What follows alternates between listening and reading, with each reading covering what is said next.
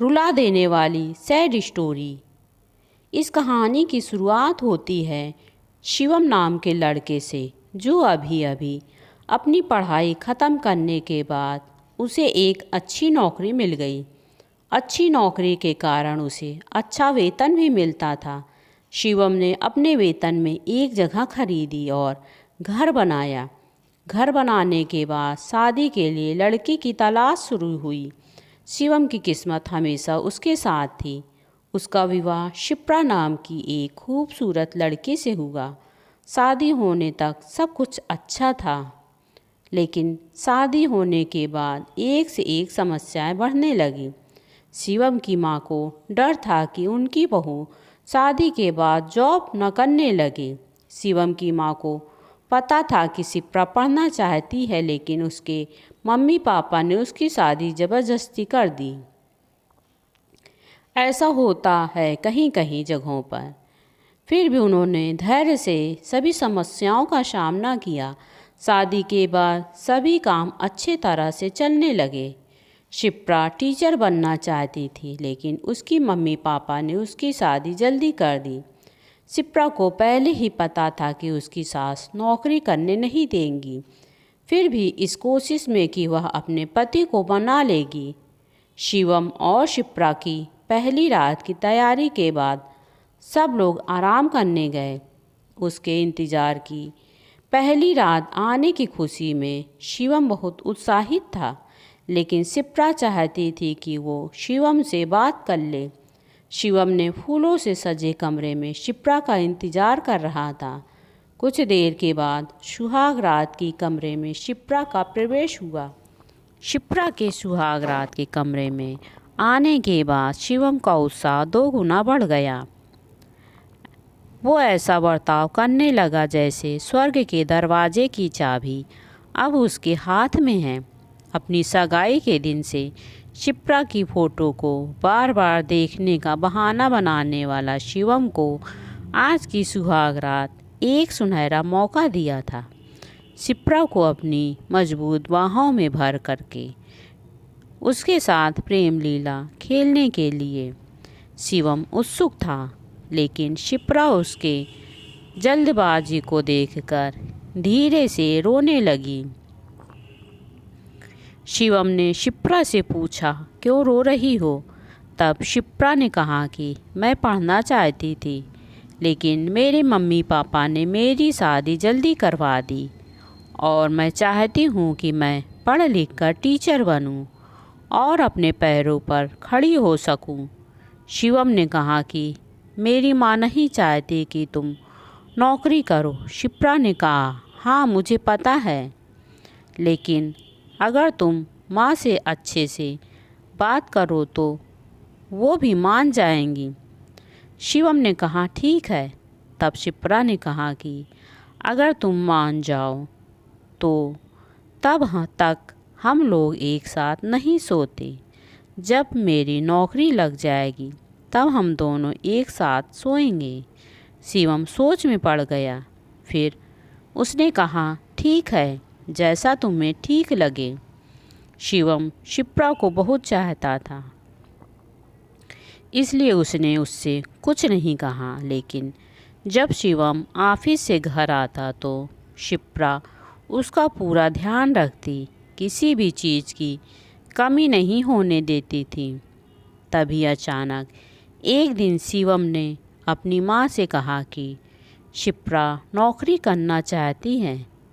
तब उसकी माँ उसे चिल्लाते हुए कहने लगी कि नहीं, बहू नौकरी नहीं करेगी। तुम तो करते हो ना, उसी से तो खर्च पूरा हो जाता है, फिर बहू की नौकरी की क्या ज़रूरत। फिर शिप्रा और शिवम कुछ नहीं बोलते। शिप्रा गुस्से में सोने चली जाती है। शिवम उसे समझाता है कि मैं धीरे धीरे करके माँ को मना लूँगा, तुम अपनी पढ़ाई पूरा किया करो।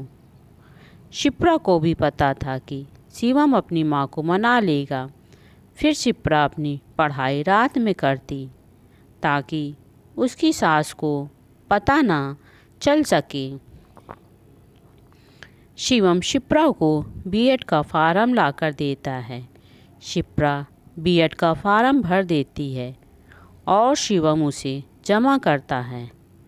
कुछ महीनों बाद शिप्रा का जब पेपर होता है तब शिप्रा को समझ में नहीं आता कि अब वह पेपर देने कैसे जाए, क्योंकि अगर उसकी सास को पता चल गया तो वह जाने नहीं देंगी।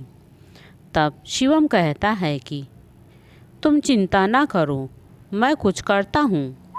तब शिवम ने अपनी माँ से कहा कि मुझे ऑफिस के काम से बाहर जाना है और मैं अभी शिप्रा को कहीं घूमने के लिए भी नहीं ले गया। मम्मी तुम कहो तो मैं शिप्रा को भी अपने साथ ले जाऊं?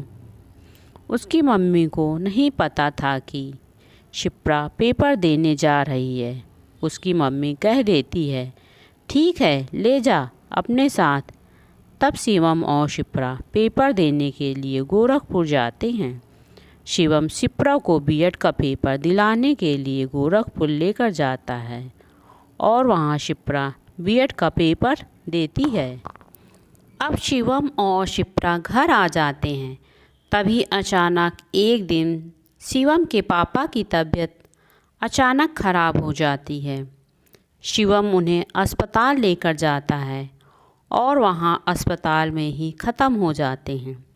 अब शिवम अपने पापा की मौत से काफ़ी परेशान था। फिर उसे शिप्रा समझाती है। फिर शिवम कुछ दिनों बाद ऑफिस जाने लगता है।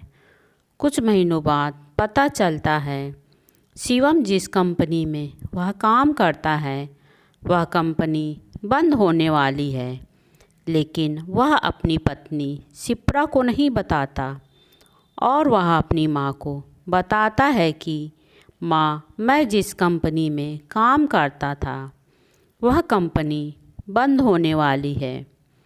तब शिवम की माँ कहती है बेटा तुम चिंता मत करो, हमारे पास जो गांव में ज़मीन पड़ी है हम उसको बेच देंगे और उसी से खर्चा चलाएंगे। लेकिन इस समय शिवम की किस्मत उसका साथ नहीं दे रही थी और उसकी नौकरी छूट जाती है। तब शिवम और उसकी माँ अपनी गांव की ज़मीन को बेच देते हैं और उन्हीं से उनका खर्चा चल रहा था। अब इधर शिप्रा का रिजल्ट आ जाता है। शिप्रा अच्छे नंबरों से बीएड पास कर लेती है। तब शिवम अपनी माँ को बता देता है कि माँ शिप्रा ने टीचर बनने की नौकरी पास कर ली है। तब उसकी माँ शिप्रा को नौकरी करने के लिए मना कर देती है। फिर शिप्रा और शिवम कुछ नहीं बोलते। एक दिन शिवम की माँ काम कर रही थी और उनका पैर फिसल जाता है और उनका एक पैर फ्रैक्चर हो जाता है और वह उठ चल भी नहीं पा रही थी। तब उनका इलाज होता है और इलाज में काफ़ी पैसे खर्च हो जाते हैं। अब घर चलाने के लिए उनके पास कोई सहारा नहीं होता। तब शिवम की माँ को कुछ समझ में नहीं आता। शिप्रा अपनी सास की खूब सेवा करती है और उनकी अच्छे से देखभाल करती है। तब शिवम की माँ सोचती हैं कि शिप्रा तो बहुत अच्छी है, लेकिन मैं शिप्रा को कैसे नौकरी करने के लिए कहूँ? आखिर वह नौकरी करेगी तो घर का काम कौन करेगा? अब तो मेरा बेटा भी बेरोजगार है।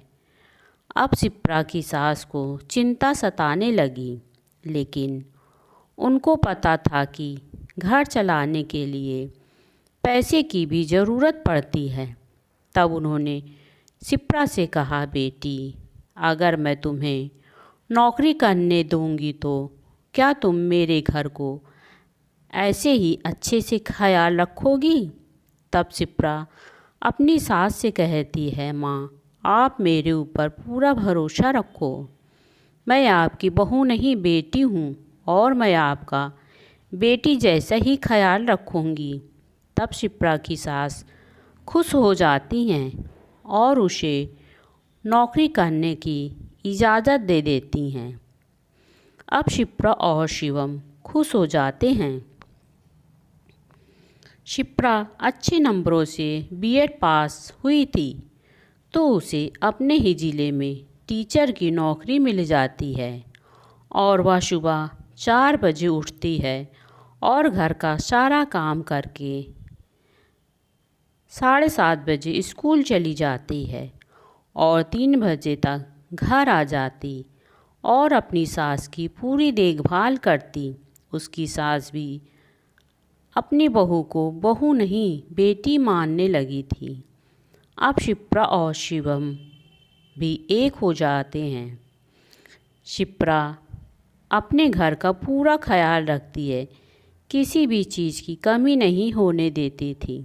दोस्तों, आपको यह कहानी कैसी लगी प्लीज़ हमें कमेंट में ज़रूर बताएं।